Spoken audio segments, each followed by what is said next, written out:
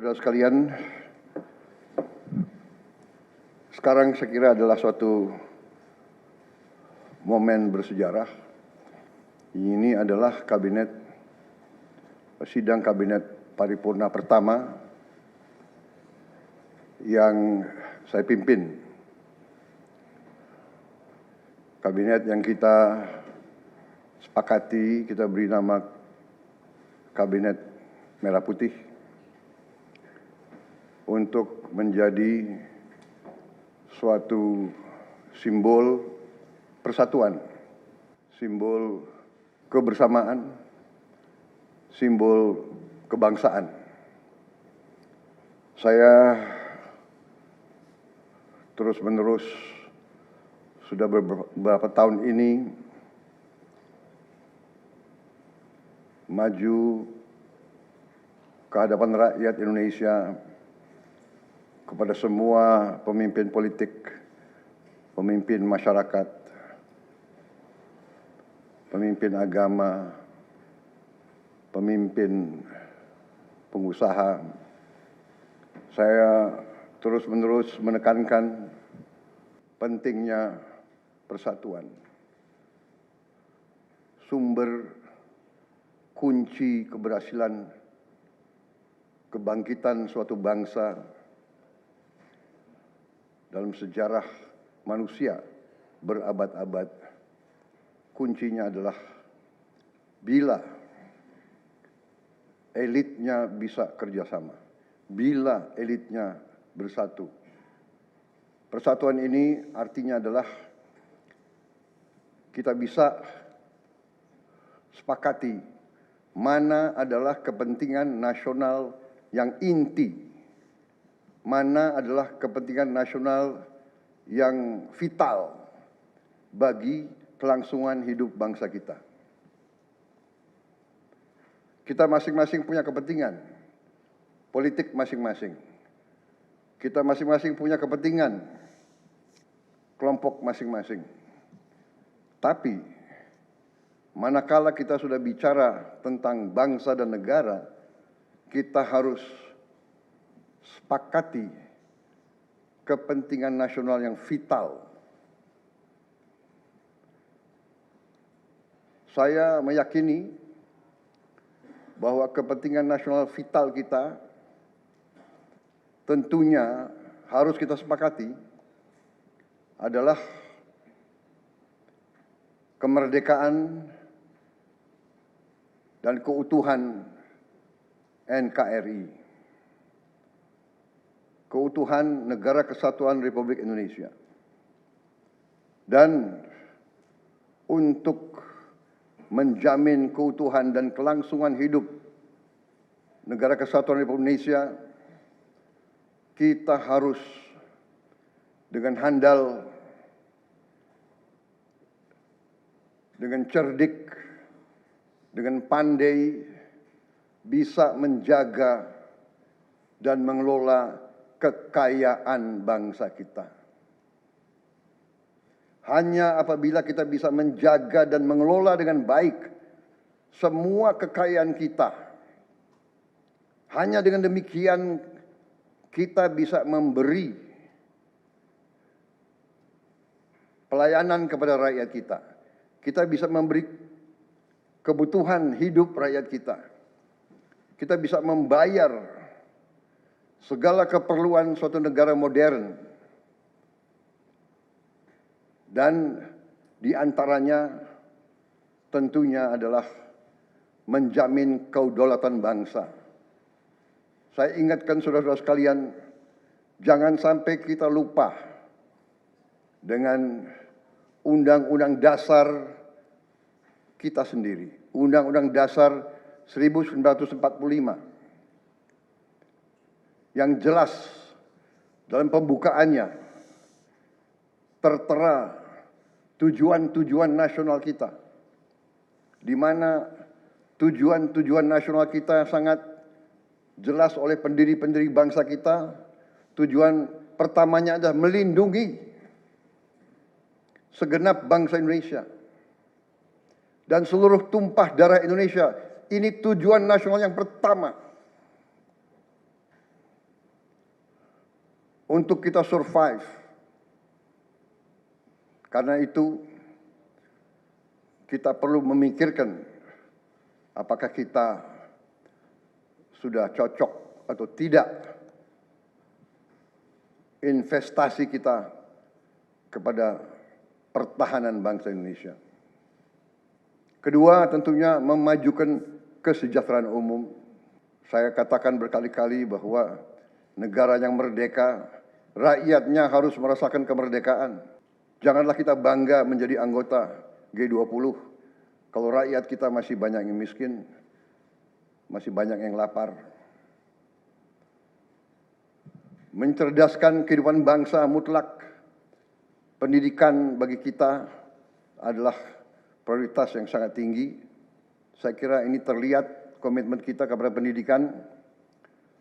Kalau tidak salah, alokasi kita dalam anggaran 2025 untuk pendidikan salah satu tertinggi, Pak. Mungkin selama sejarah kita, Pak. Untuk pertama kali kita sudah 25%, Pak, Bu, ya. 20.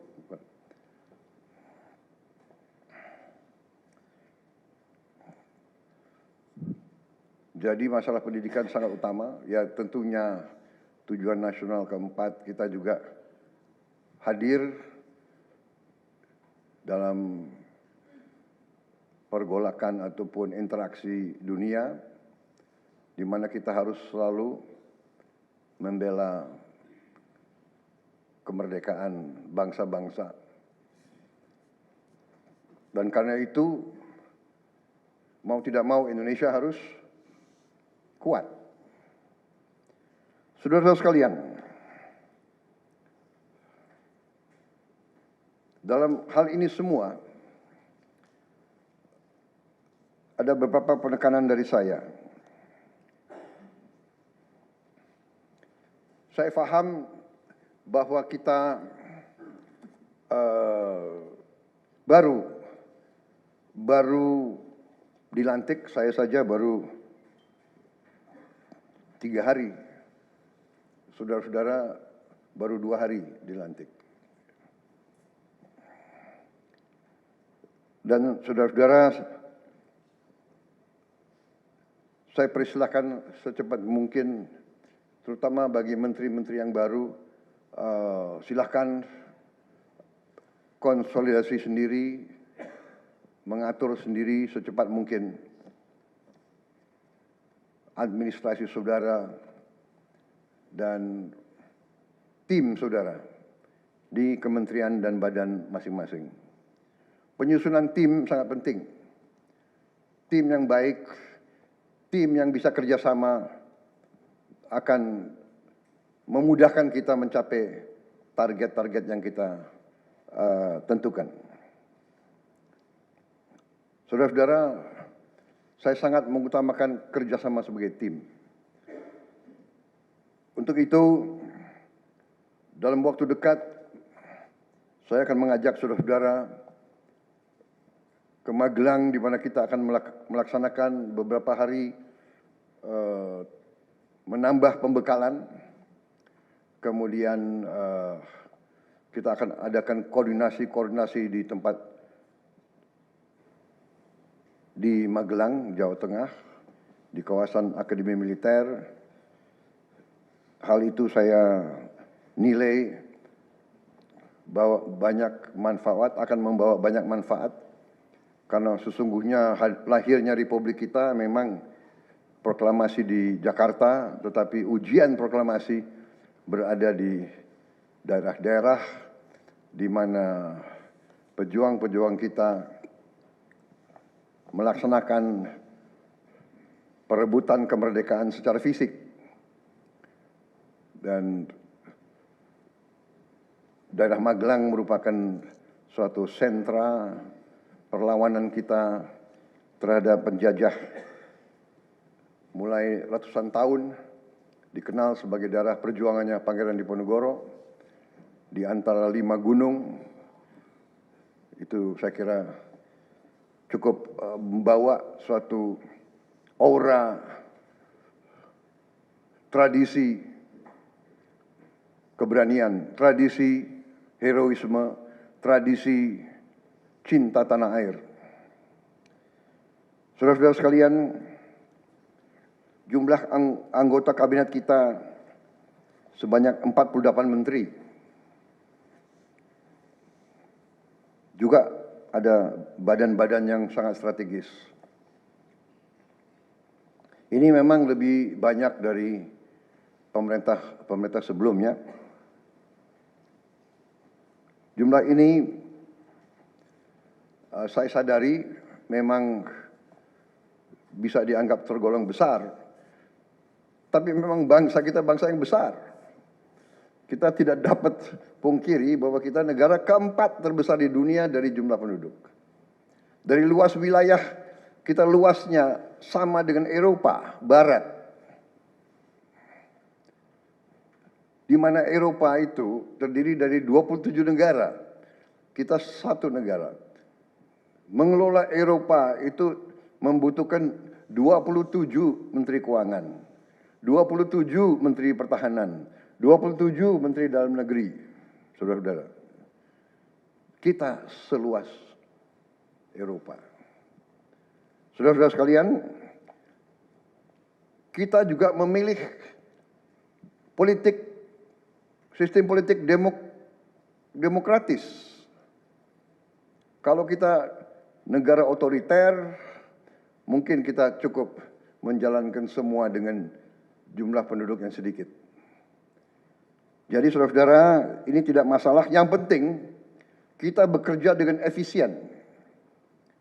Yang penting kita tidak bekerja dengan seenaknya. Saya minta Menteri Keuangan, saya minta semua Menko, saya minta semua menteri telusuri lagi alokasi APBN. Pelajari lagi DIPA, pelajari lagi. Saya minta detail. Kegiatan-kegiatan yang terlalu seremonial, terlalu banyak seminar, terlalu banyak sarasehan, terlalu banyak konferensi, terlalu banyak perjalanan luar negeri, mohon dikurangi. Kita harus memberi contoh. Fokus kita adalah pembangunan ekonomi, kesejahteraan rakyat ke dalam. Jangan mengada-ada. Studi banding belajar pramuka ke negara lain. Ya. Saya minta efisien. Saudara-saudara, kalau saudara perhatikan dalam pemerintahan yang saya bentuk, saya perkuat kepala staf kepresidenan. Saya perkuat itu, saya ada tambah lagi Badan Pengendalian Pembangunan dan Investigasi Khusus. Tugas mereka adalah memonitor semua program, semua proyek yang kita akan lancarkan. Saya juga membentuk suatu badan baru, Badan Percepatan Pengentasan Kemiskinan. Badan ini akan mempelajari, akan mengikuti semua program-program perlindungan sosial, semua program-program bantuan ke bagian golongan rakyat yang masih perlu bantuan, intervensi. Bukan saya ingin mencampuri pekerjaannya kementerian-kementerian, tidak. Tapi saya ingin membantu. Di mana ada bottleneck, di mana ada kesulitan, segera kita atasi. Marilah kita jujur mengakui bahwa birokrasi di kita sangat terkenal. Sangat terkenal. Ribetnya, sangat terkenal lambatnya. Bahkan ada pembicaraan oleh rakyat kita bahwa birokrasi pemerintah kita sering mempersulit, bukan mempermudah keperluan rakyat. Bahkan ada yang mengatakan kalau bisa dibikin sulit, kenapa dibikin mudah? Ya, ini saya minta menteri-menteri sekarang, mari kita lebih berani, mari kita lebih tidak ragu-ragu untuk memberi pelayanan yang terbaik kepada rakyat kita. Jangan ragu-ragu, kalau saudara tidak puas dengan pejabat-pejabat di bawah Anda, laporkan, segera kita ganti. Begitu banyak orang yang mau mengabdi. Tidak ada orang di sini yang kebal, yang tidak patuh, tidak bekerja keras untuk bangsa dan negara dan rakyat. Saudara, saya beri wewenang, copot segera. Suruh tinggal di rumah aja, daripada bikin susah kita. Saudara-saudara sekalian, saya kira dalam waktu dekat saudara-saudara akan segera menyiapkan program kerja saudara masing-masing. Saya beri kesempatan segera, dan sewaktu-waktu terus saya akan panggil koordinasi. Tadi pagi sebelum sidang kabinet saya sudah koordinasi sama beberapa menteri, dengan Jaksa Agung, dengan BPKP, dan besok pun kita akan lanjutkan. Ada beberapa pengarahan dari saya, Menteri Bappenas, pastikan semua program dan kegiatan di semua kementerian lembaga mempunyai kontribusi yang signifikan, terukur, dan saling bersinergi. Pelajari kembali semua proyek. Jangan ada proyek yang mercusuar. Semua ditujukan kepada yang saya sampaikan pada pidato saya di depan Majelis Permusyawaratan Rakyat pada hari pelantikan saya. Kita harus swasembada pangan. Itu prioritas dasar karena situasi global. Perang besar bisa pecah setiap saat. Kita harus jamin kemampuan kita memberi makan rakyat kita sendiri. Swasembada energi mutlak. Kita bersyukur kita punya sumber alam yang sangat besar. Kita sekarang tidak boleh ragu-ragu memanfaatkannya sebaik-baiknya. Hilirisasi kunci daripada kemakmuran. Karena itu saya minta menteri-menteri terkait, Menteri Investasi, Hilirisasi, Menteri Bappenas, Menteri ESDM, dengan beberapa menteri lain, dibantu oleh tentu Menko Perekonomian dan Ketua Dewan Ekonomi Nasional, saya minta segera inventarisir proyek-proyek penting dalam program hilirisasi kita.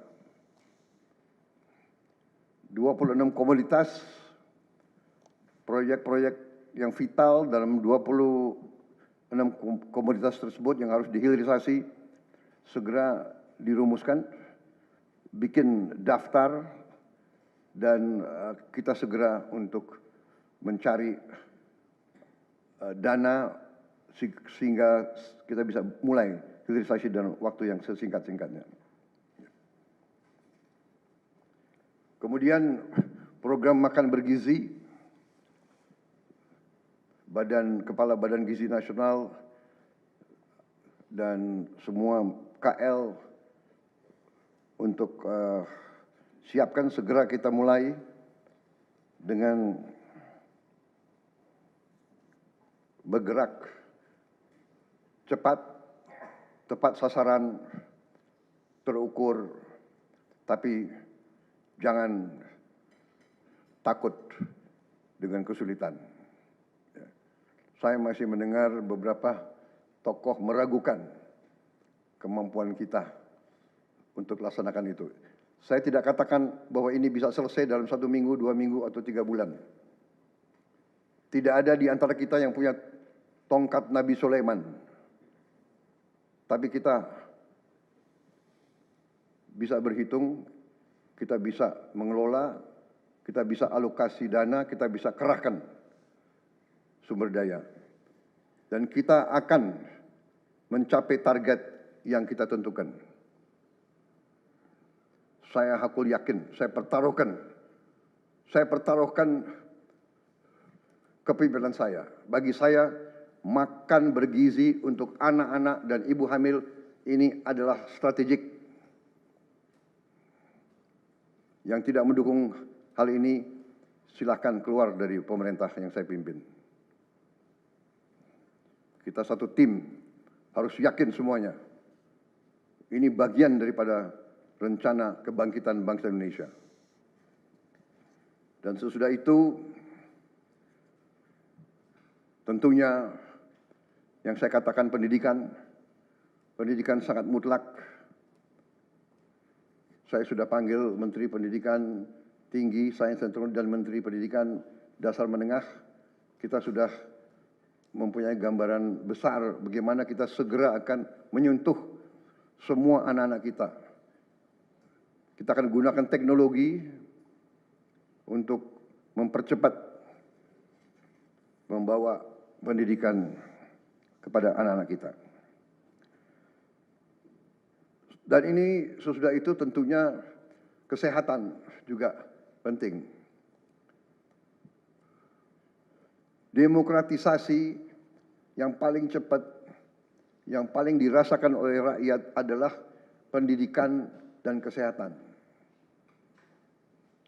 Kalau kita bisa memberi pendidikan yang terbaik untuk anak-anak kita, kesehatan yang memadai untuk seluruh rakyat kita, itu adalah demokrasi yang sebenarnya. Saudara-saudara.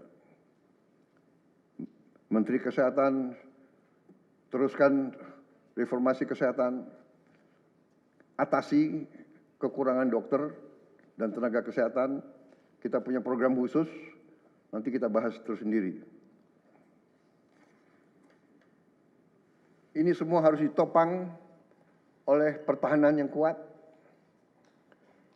penegakan hukum yang tidak ragu-ragu.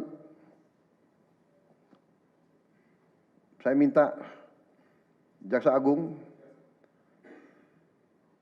Kapolri, BPKP, Badan Intelijen Negara fokus ancaman yang berat bagi kita, judi online, narkoba, penyelundupan, penyelewengan, korupsi, kebocoran. Hanya dengan penegakan hukum yang tegas dan intelligence yang baik, bukti-bukti yang kuat bisa kita segera mitigasi.